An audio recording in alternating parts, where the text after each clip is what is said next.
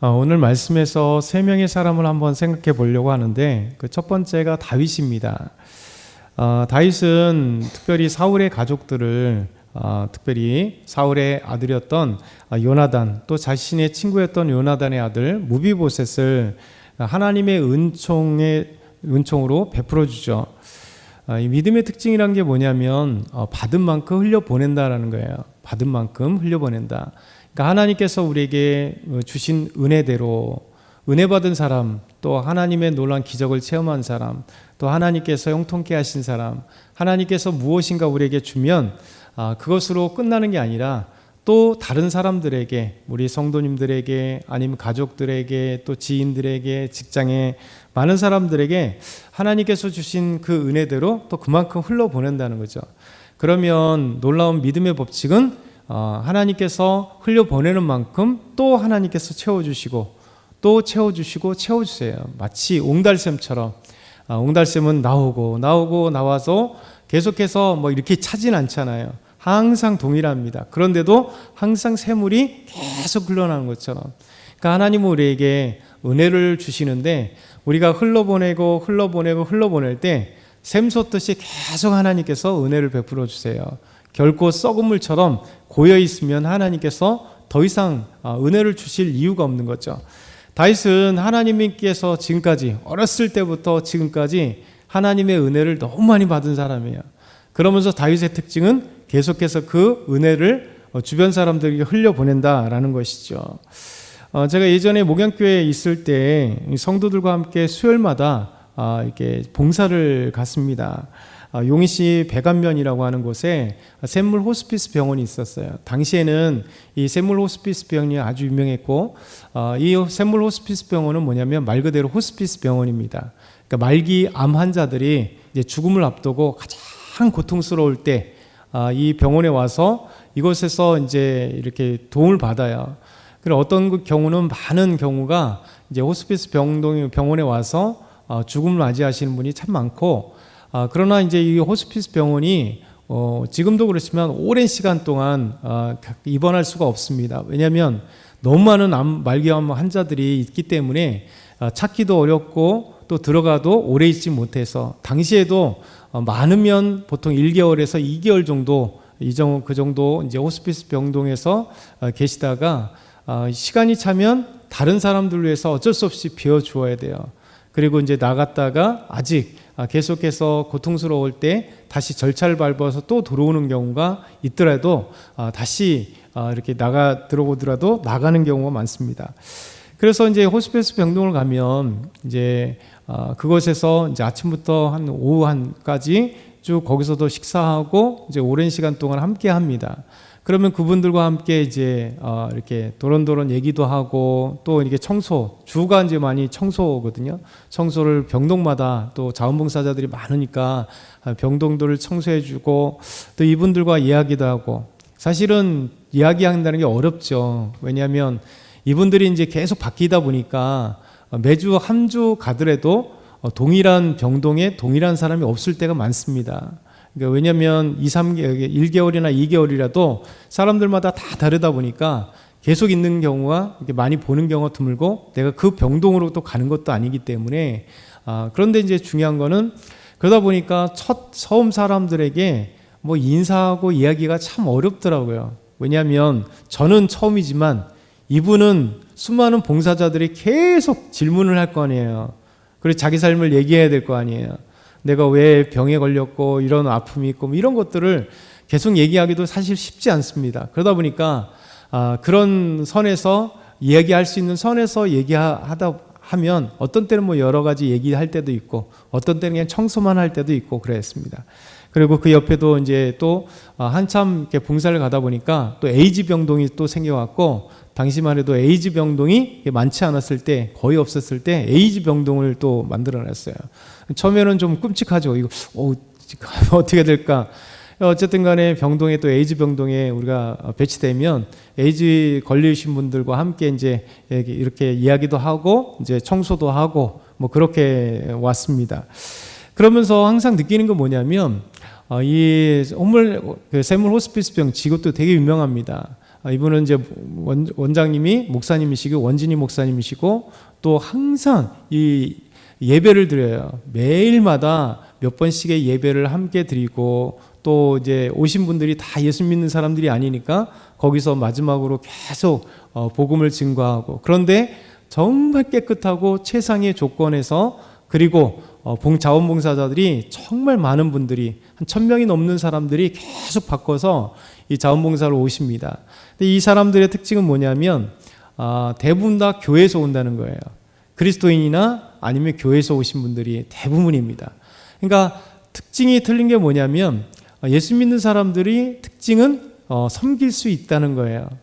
받은 은혜만큼 이렇게 샘물 호스피스 병원까지 와서 섬기는 분들, 이런 분들이 이제 교회에서 대부분 다 오시고, 또 한 케이스는 뭐냐면 이렇게 가족 중에 이렇게 말기암 환자가 되어서 이곳에서 임종을 했거나 아니면은 이곳을 거쳐갔던, 그래서 이곳이 너무나 자신들에게 많은 그 사랑을 베풀어 줬고, 그래서 나도 이제 가족은 이미 소천했지만 내가 한번 섬기겠다 하신 분들이 오셔서 또 자원봉사를 하세요. 많은 분들이 그렇게 하시는 것을 보면서 야, 역시 하나님의 은혜를 받은 사람 다르구나. 하나님의 은혜를 받으면 반드시 다시 흘려보내는 거예요. 다윗은 반드시 이런 믿음의 법칙을 가지고 있었습니다.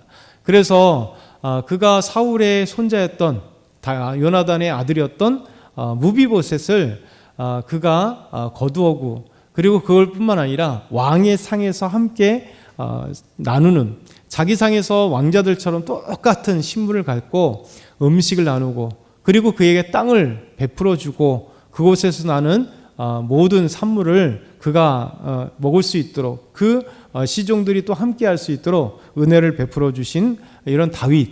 그래서 우리가 생각해 보면 다윗처럼 우리가 믿음으로 아름답게 나아가는 것을 필요하다 생각합니다.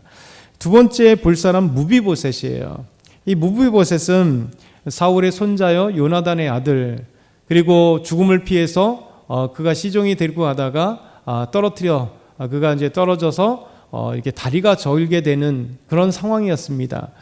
사실 무비보셋을 잘 생각해 보면 구원의 은혜와 비슷해요.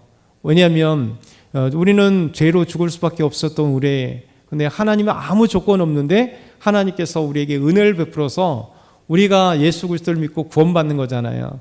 그래서 하나님의 놀라운 사랑들을 경험하고 하나님의 놀라운 선물도 우리가 막 받고 은혜를 받으며 살아가잖아요. 그러니까 무비보셋은 그런 것 같습니다. 왜냐하면 무비보셋은 잘 일반적으로 본다면 지금 사실 살아있을 수가 없어요. 그렇죠? 사울 왕의 손자였고, 이제 사울 왕도 죽고 아버지도 죽고 가족들도 죽고 다 주변의 장군들도 죽고 하면 자기는 새로운 정권의 타켓이 되고 이 새로운 왕의 가시가 되고 죽임을 당할 수밖에 없는 상황입니다. 그럼에도 불구하고 다윗이라는 이 하나님의 이 사람의 은혜를 받아서 이 죽을 수밖에 없었던 무비보셋이 오히려 좀 많은 다윗에게 은총을 받게 되는 이 놀라운 은혜예요. 그래서 어제 말씀 묵상하면서 야, 무비보셋은 우리 구원과 너무나 같다. 아무런 조건이 없는데 자꾸만 이 성경에서 무비보셋을 얘기할 때 다리를 절었더라. 그러니까 신체적 특징을 얘기하는 거죠. 후천적 장애니까 장애를 경험한 이 사람의 연약함을 보여주는 거예요. 죽음을 당할 수밖에 없는 사람이요, 동시에 환경이 그랬는데 더더군다나 신체적으로도 이렇게 떨어져서 부상을 당하고 그것이 장애로 남게 되었는데, 어떻게 보면 가장 열악한 환경, 그런데도 불구하고 다윗상에 의해서 은혜를 입어서 왕자들처럼 같이 된 이 무비보셋. 세 번째 사람은요, 시종 시바예요. 시바. 우리 한번 9절과 10절 한번 다시 읽겠습니다. 9절부터 10절 시작.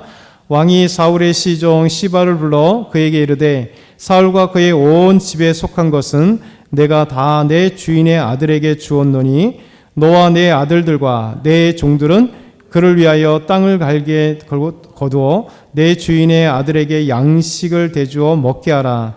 그러나 내 주인의 아들 무비보셋은 항상 내 상에서 떡을 먹으리라 하니라. 시바는 아들이 15명이요 종이 20명이더라. 아멘. 자, 시바는요, 그냥 단순한 노예는 아닙니다. 자신의 재산을 갖고 있고 또 그리고 이렇게 왕의 이렇게 시종을 겸한 사람입니다. 근데 어찌됐든 간에 다윗은 시바를 불러요. 시바라는 사람은 누굽니까? 이게 죽을 수밖에 없는 환경 속에 무비보셋을 구했고 그를 어쨌든 간에 보호했던 신의가 있는 사람이고 충성이 있는 사람이에요. 이 사람을 다윗이 불러서 오히려 칭찬을 합니다. 내 주인 이제 무비보셋에게 땅을 줄 거야. 그리고 그 땅은 너와 내 종들이 관리해라. 그리고 거기서 나온 모든 것들이 무비보셋에게 먹을 수 있도록 이렇게 얘기를 합니다. 근데 오늘 말씀 잘 보면 그가 아들이 15명이잖아요. 그렇죠? 그리고 종이 그에게도 20명이라는 종이 있습니다. 그러니까 시바는 단순하게 저 밑에 그냥 종이 아니에요. 그래도 상당한 어떤 실력과 권위를 갖고 있는 시종입니다. 종이 20명이나 되니까요. 그러면 잘 생각해 보면 시바도 어떤 환경이어야 돼요? 사실 사울을 섬겼기 때문에 이 시바도 죽일 위험이 있는 사람입니다. 그렇죠? 그런데도 놀랍게도 그럼 죽임을 당하지 않을 뿐만 아니라 무비보셋을 살려줬다. 그리고 그를 잘 지켜줬다는 이유로 그는 살려주었고 동시에 잘 생각해보면 무비보셋에게 다윗에게 땅을 주었고 그걸 갈게 했다는 거죠. 그러면 이제 더 이상 생명의 위협이 없을 뿐더러 이 시바는 자기의 20명이나 되는 종들과 자기 아들 15명이나 되는 딸들은 안 낳았기 때문에 아마 딸이라면 더 많았을 거예요. 어찌됐든 간에 엄청난 가족들을 생명을 구원할 뿐만 아니라 먹고 살 걱정이 없게 됐다는 거예요. 이게 오늘 말씀에서 잘 스며드는 말씀을 생각해 보면 시종 이 시바도 참 다윗에게 은혜를 받았구나. 더 나가면 하나님의 은혜를 받은 사람이구나 라는 생각이 드는 거죠. 오늘 이 말씀 세 사람을 한번 생각해 보면 모두가 공통인 게 뭐냐면 다 은혜 받은 사람들입니다. 은혜 받은 사람들이 삶이 이렇구나. 저와 여러분도 오늘도 우리 하나님의 은혜를 간구했으면 좋겠습니다. 그래서 하나님께서 주시는 놀라운 은혜를 마음껏 받고 그리고 또 흘려보내는 저와 여러분 다 되길 소망합니다.